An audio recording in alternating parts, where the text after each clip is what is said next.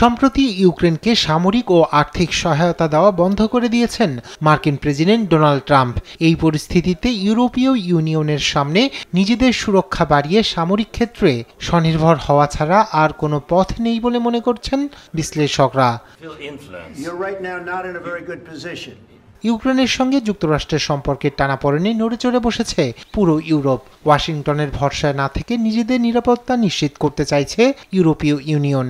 এ লক্ষ্যে বৃহস্পতিবার ইইউ নেতাদের বৈঠকে ৮০,০০০ কোটি ইউরোর একটি প্রতিরক্ষা পরিকল্পনা পেশ করবেন ইউরোপীয় কমিশনের চেয়ারম্যান উর্সুলা ফন ডেয়ার লাইয়েন।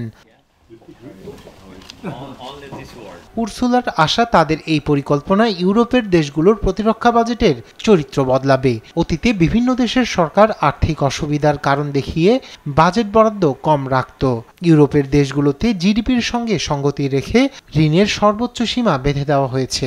প্রতিরক্ষা ক্ষেত্রে এই সীমা বাড়ার প্রস্তাব রয়েছে উর্সুলার পরিকল্পনায়। ফলে আগামী 4 বছরে সামরিক খাতে বিনিয়োগের পরিমাণ ৬৫০ কোটি টাকা বেড়ে যাবে।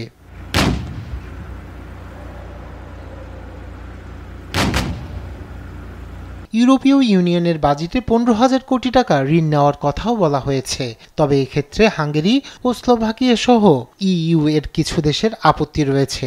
এক কর্মকর্তা জানিয়েছেন, এই অর্থ দিয়ে missile defence system, drone, cyber প্রস্তুতি বাড়ানো হবে।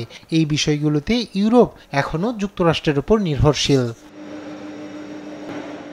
এদিকে এই অঞ্চলটির নেতারা দ্রুত এই প্রস্তাব রূপায়ণ চান বলে জানিয়েছেন প্রবীণ এক ইইউ কর্মকর্তা।